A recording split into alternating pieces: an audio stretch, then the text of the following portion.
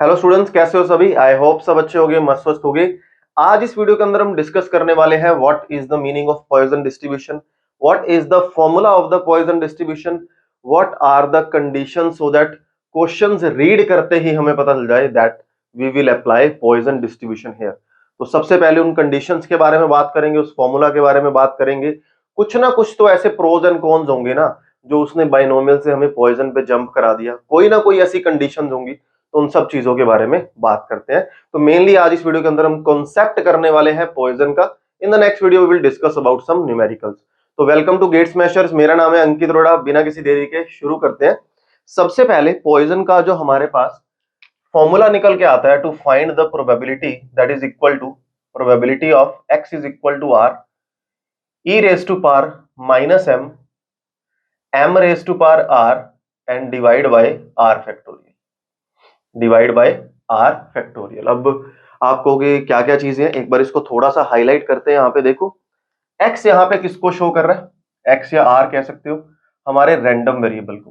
किसको शो कर रहा है, रैंडम वेरिएबल को। ये भी रैंडम वेरिएबल है, but x is equal to क्या, हमें किस चीज की नीड है, हम एक निकालना चाह रहे हैं, दो, less than two, less than three. तो आर हमारा फेवरेबल हो गया, एक्स टोटल के लिए काउंट हो गया, है ना, टोटल सैंपल स्पेस के लिए। m इज मीन, m मेरे पास क्या है यहाँ पे, mean. r again is a random variable और e is the simple exponential, exponential. ठीक है। तो ये हमारे पास फॉर्मूला है पॉइजन डिस्ट्रीब्यूशन का, जहां पे मेन इसका जो पैरामीटर वो काम करता है वो है मीन। मेन पैरामीटर क्या काम करता है, मीन, यानी कि m यहाँ पे बहुत ज्यादा यूजेबल है, बहुत ज्यादा काम हमारे पास आने वाला है।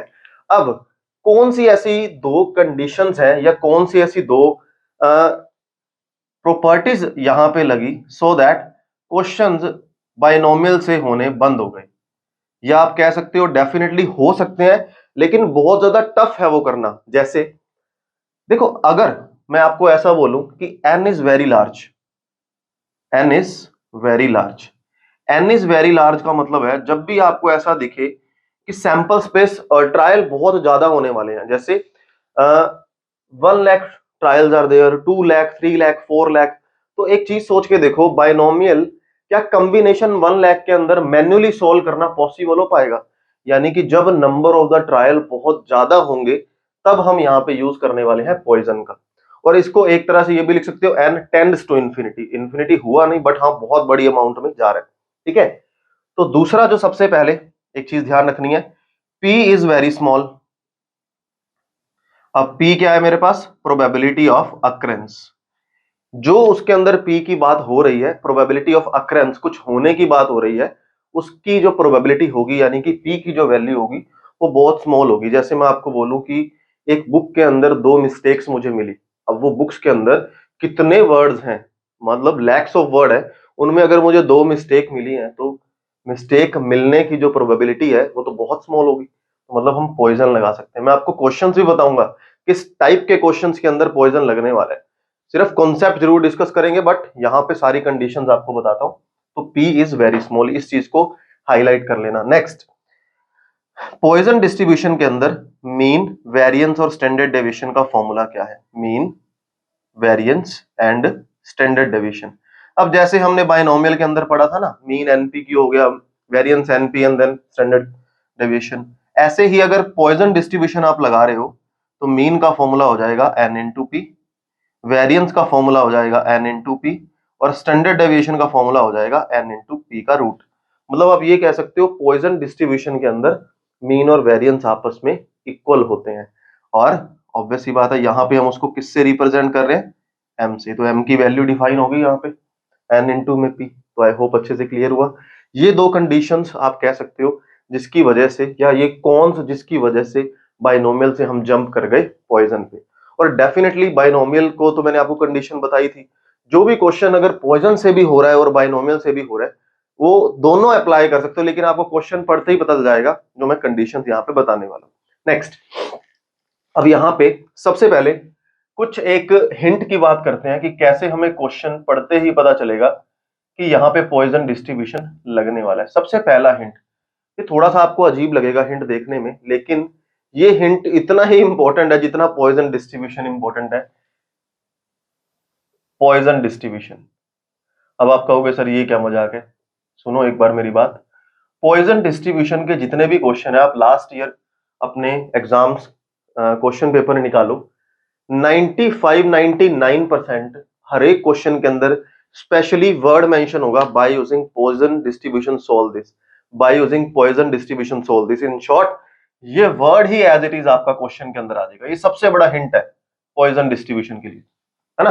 है छोटी सी बात है लेकिन बहुत बड़ी बात है। क्वेश्चन के अंदर पहले से ही मेंशन हो गया, या फिर कई बार ऐसा बोल देगा x is the Poisson variate. अब x is the Poisson variate मतलब रैंडम वेरिएबल पॉइजन डिस्ट्रीब्यूशन पे काम कर रहा है, तो ये सबसे बड़ा हिंट है। दूसरा सबसे बड़ा हिंट कि आपको वैल्यू ऑफ एक्सपोनेंशियल गिवन होगी, value of exponential is given. अगर आपके क्वेश्चन के अंदर कहीं ना कहीं e raise to power -2, e raise to power -3, e raise to power -0.1 इस टाइप की वैल्यूज गिवन है, यानी कि e raise to power minus something, अगर आपको ऐसा कुछ आपके क्वेश्चन के अंदर गिवन मिल रहा है, वो डिस्ट्रीब्यूशन का क्वेश्चन है, तो देखना कि वो पॉइजन डिस्ट्रीब्यूशन का क्वेश्चन हो सकता है। क्योंकि अगर मान लो मुझे क्वेश्चन के अंदर नीड पड़ रही है e रेज टू पावर -1.20 की, तो मुझे तो वैल्यू नहीं आती, क्वेश्चन में गिवन देनी पड़ेगी उसको, या एक्सपोनेंशियल की टेबल गिवन होगी, तो डेफिनेटली ये वैल्यू आपको गिवन मिलेगी।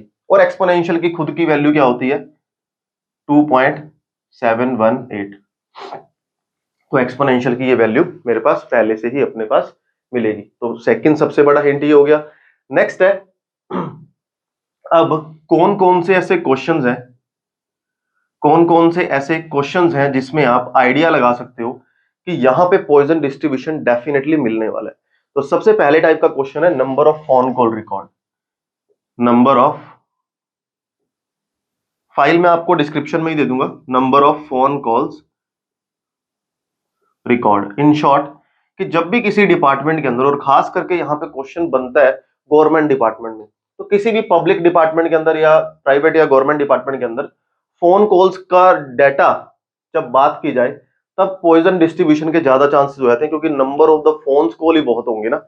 आपको कह देगा एग्जाम्पल कि एक कॉल, एक डिपार्टमेंट के अंदर कॉल हर 30 सेकंड के बाद आता है, हर, या किसी डिपार्टमेंट में हर 50 सेकंड के बाद आता है, तो बताओ कि number of the call x less than 5 हो, 10 हो, 20 हो, 1000 हो, लाख हो, कुछ भी हो सकता है, तब हम किसका यूज करेंगे, पॉइजन डिस्ट्रीब्यूशन का। तो इस टाइप का क्वेश्चन आए तो अपने दिमाग में ध्यान रखना कि पॉइजन डिस्ट्रीब्यूशन हो सकता है। दूसरा, number of accident in your city या number of accidents, number of accidents.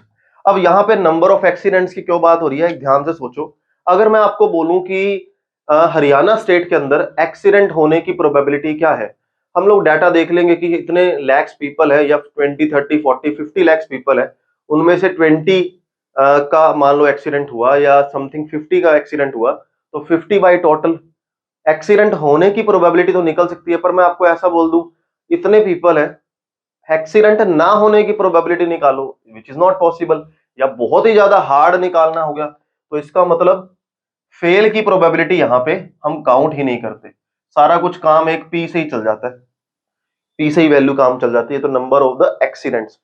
तीसरा, तीसरा आप कह सकते हो नंबर ऑफ